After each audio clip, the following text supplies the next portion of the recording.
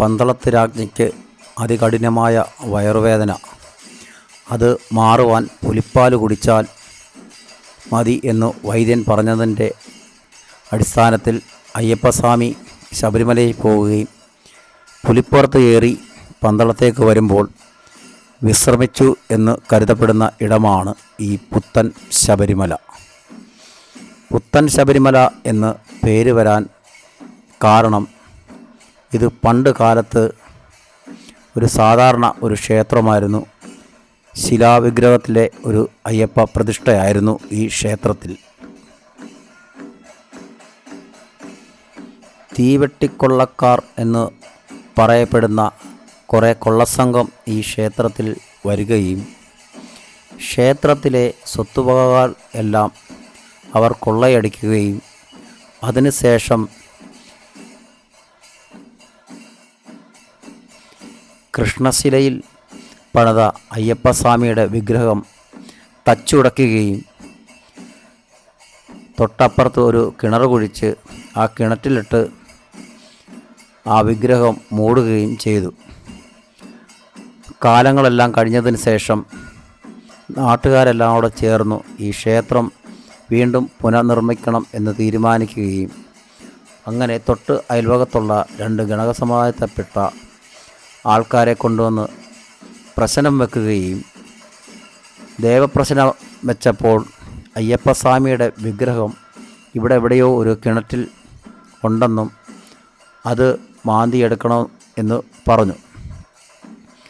അതിനുശേഷം ആ കിണർ കണ്ടെത്തുകയും ആ കിണർ മാന്തി അയ്യപ്പസ്വാമിയുടെ വിഗ്രഹം പുറത്തെടുത്തപ്പോൾ അതെല്ലാം തച്ചുടച്ച അവസ്ഥയിലായതുകൊണ്ട് അത് പ്രതിഷ്ഠിക്കാൻ പറ്റത്തില്ല. അത് തൊട്ടടുത്ത് തന്നെയാണ് പമ്പാ നദിയിലേക്ക് നിമജ്ജനം ചെയ്തതിന് ശേഷം പഞ്ചലോക വിഗ്രഹത്തിൽ ഒരു വിഗ്രഹം പണിയുകയും ഇപ്പോൾ ആ വിഗ്രഹമാണ് അയ്യപ്പസ്വാമിയുടെ പ്രതിഷ്ഠ. അതിനുശേഷമാണ് പുത്തൻ ശബരിമല എന്ന പേരിൽ ഈ ക്ഷേത്രം അറിയപ്പെടാൻ തുടങ്ങിയത്. ഈ ക്ഷേത്രത്തിൽ കൃത്യമായി ദർശനം നടത്തേണ്ടത് 41 ദിവസത്തെ വ്രത അനുഷ്ഠാനങ്ങൾ ചെയ്ത് ഇരുമുടി കെട്ടി 18 പടികൾ ചവിട്ടി വേണം അയ്യപ്പസ്വാമിയെ ദർശിക്കാൻ.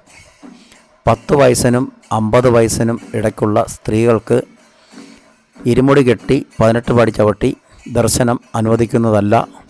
ശബരിമലയിലെ അതേ ആചാരങ്ങളും അനുഷ്ഠാനങ്ങളും ആണ് ഈ ക്ഷേത്രത്തിലും. എന്നാൽ 10 വയസ്സിനും 50 വയസ്സിനും ഉള്ള സ്ത്രീകൾക്ക് ഈ ക്ഷേത്രത്തിൽ പ്രവേശിക്കാം, അയ്യപ്പസ്വാമിയെ കണ്ട് തൊഴുകയും ചെയ്യാം. അത് മറു സൈഡിൽ കൂടെ വഴിയുണ്ട്, ക്ഷേത്രത്തിന് ഉള്ളിൽ കയറാനൊക്കെ. അതുവഴി കയറി വന്ന് അയ്യപ്പസ്വാമിയെ കണ്ട് ദർശിക്കാവുന്നതാണ്. പുരുഷന്മാരാണെങ്കിലും 41 ദിവസത്തെ വ്രത അനുഷ്ഠാനങ്ങൾ കഴിഞ്ഞ് ഇരുമുടി കെട്ടി വന്നാൽ മാത്രമേ 18 പടി ചവിട്ടി അയ്യപ്പ ദർശനം അനുവദിക്കത്തുള്ളൂ. ശബരിമലയിലെ പോലെ തന്നെയാണ് ഇവിടുത്തെ എല്ലാ ആചാര ക്രമങ്ങളും. ഈ ക്ഷേത്രത്തിൽ കൊടിമരം ഇല്ല.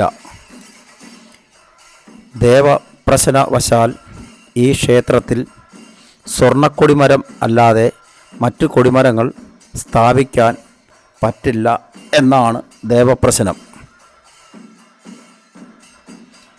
ഇവിടുത്തെ പ്രധാന വഴിപാടുകൾ എണ്ണപ്പായസം, പുഷ്പ അഭിഷേകം, നെയ്യ് അഭിഷേകം, നീരാഞ്ജനം, അഷ്ട അഭിഷേകം എന്നിവയാണ്. ഇവിടുത്തെ പ്രധാന ഉത്സവം മകരവിളക്കാണ്. മകരവിളക്കിൻ്റെ അന്ന് മുതൽ 10 ദിവസമാണ് ഇവിടുത്തെ പ്രധാന ഉത്സവം. മകരവിളക്കിന് ഒന്നാം തീയതി മുതൽ നേർച്ചക്കാരുടെ എത്ര ദിവസത്തെ നേർച്ചയുണ്ട് അത്രയും ദിവസം പടിപൂജയും ഈ ക്ഷേത്രത്തിൽ ഉണ്ട്.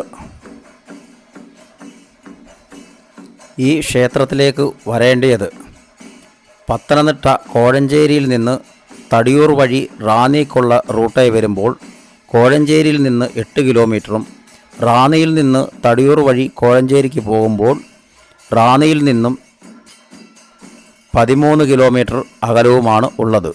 സ്വാമിയേ ശരണമയ്യപ്പ.